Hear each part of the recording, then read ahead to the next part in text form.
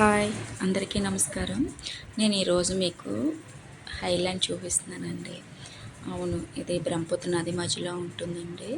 మేము వెళ్తున్నాము. ఇది ఏంటంటే మనకి కామాఖ్య అమ్మవారి టెంపుల్కి 5 కిలోమీటర్స్ దూరంలో ఉంటుందండి ఈ ఐలాండ్ అన్నది. ఉమానంద గుడి అనమాట. అలాగే ఇక్కడ ఏంటంటే మనకి బోట్ సౌకర్యం ఉంటుందండి.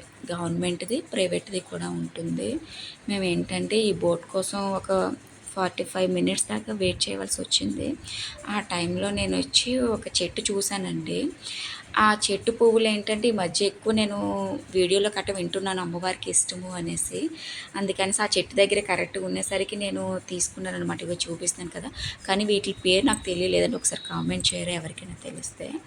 అలాగే మనం బోట్లో వెళ్ళాలి అని అనుకున్న వాళ్ళు ఏంటంటే గవర్నమెంట్ది, ప్రైవేట్ది కూడా ఉంటుందండి.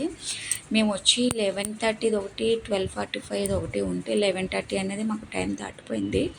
మేము 12:45 ఉన్న బోట్కి వెళ్ళాము. కొంచెం ఎండగానే ఉంది. అలాగే ప్రైవేట్ది ఏంటంటే 200 తీసుకుంటారు మనిషికి. అదైతే వెంటనే బయలుదేరిపోతుందండి, ఎంత వెయిట్ చేయవలసిన అవసరం ఉండదు. కానీ మేము ఏంటంటే ఇంకా చుట్టుపక్కల మాకు శుక్లేశ్వర మందిర్ అని ఉంది, ఆ గుడికి వెళ్ళి మేము దర్శనం చేసుకొని వచ్చే టైంలో. అంటే నేను ఎందుకు ఎంత క్లియర్గా చెప్తున్నానంటే తెలియని వాళ్ళు ఏదో వచ్చాము మేము ప్రైవేట్ దాంట్లో వెళ్ళిపోదామని అనుకోకండి. పక్కనే ఆలయం ఉంటుంది, అది కూడా దర్శనం చేసుకోండి. అలాగే గవర్నమెంట్ దగ్గర కొంచెం మనకు సేఫ్ ఉంటుంది. పైగా ప్లస్ ఏంటంటే మనిషికి 40 రూపీసే తీసుకుంటారండి టికెట్. అలాగే మనకి రిటర్న్ అయినప్పుడు కూడా గవర్నమెంట్ దాంట్లో వెళ్ళాం, గవర్నమెంట్ బోట్లోనే రావాలని ఏం లేదండి. ఏ బోట్ ఎక్కేసినా మనకి యువతలకి తీసుకొస్తారు. అందుకు ఒకవైపు గురించి అంత పే చేయడం ఎందుకు అనేసి నేను కొత్తగా వెళ్ళే వాళ్ళకి చెప్తున్నాను. మనకి ఎంట్రన్స్ అయితే ఇలా ఉంటుంది ఆలయం లోపలికి వెళ్ళడానికి. అన్నీ కూడా మనకి ఇక్కడ పూజకి సంబంధించిన సామాన్లు ఏంటండి అన్నీ కూడా దొరుకుతాయి. లోపలికి వెళ్ళే వాళ్ళు ఏంటంటే చెట్లు ఎక్కువ ఉండడం వల్ల నీడది ఉండి బాగుంటుంది ఆలయము. మేము ఏంటంటే మెట్ల వరకు వెళ్ళాం. తర్వాత మమ్మల్ని అసలు వీడియో అన్నది తీయనివ్వలేదండి. నేను మ్యాక్సిమం ట్రై చేశాను, కానీ ఏంటంటే వద్దు మేడం అసలు తీయొద్దు, ఒకరికి చెప్తుంటే అందరూ తీస్తూ ఉంటే కొంచెం కాంప్లికేట్ అవుతుంది, హుండీలో పడేసేస్తాం కట అనేసరికి నేను లోపల ఏం తీయలేకపోయాను. ఇంకా అంటే దేవుణ్ణి ఏదైతే ఉందో చూపించలేకపోయాను. నెక్స్ట్ టైం కానీ వెళ్తే మ్యాక్సిమం నేను ట్రై చేసి మళ్ళీ మీకు చూపించడానికి నేనైతే ప్రయత్నం అయితే చేస్తాను.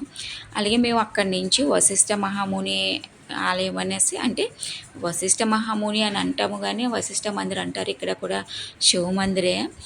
అయితే వాటర్ ఫాల్స్ మీకు కనిపిస్తున్నాయి కదండి, ఇగోండి ఇవి ఏంటంటే 3 నదుల సంగమం అంట. అందుకని మేము ఏంటంటే ఉమానంద నుంచి వశిష్ఠకి వచ్చాము. కొంచెం వచ్చేసరికి సాయంత్రం అయింది. ఏంటంటే మేము వెళ్ళింది విశ్వకర్మ పూజ అవ్వడం వల్ల ఆ రోజు కొంచెం ట్రాఫిక్ ఉంది, అందుకు సాయంత్రం అయింది. కానీ అంత దూరం అయితే కాదండి. ఎవరైనా వెళ్ళాలి అని అనుకుంటే ఇది కూడా ప్లాన్ చేసుకొని, ఎందుకంటే కొందరు మాకు తెలుగు వాళ్ళు కనిపిస్తే ఎక్కడేముందో మాకు తెలియట్లేదండి అని అనేసరికి నాకు అనిపించింది ఒక వ్లాగ్ చేసి చెప్పాలి అనేసి. ఇలా కొత్తగా వెళ్ళే వాళ్ళకి తెలియని వాళ్ళ గురించి నేను చెప్తున్నానండి. ఉమానంద నుంచి వశిష్ఠ మందిర్ అంటే బస్సులు అన్నీ అవైలబుల్గా ఉంటాయి. ప్లస్ చూడడానికి కూడా చాలా బాగుంటుందండి.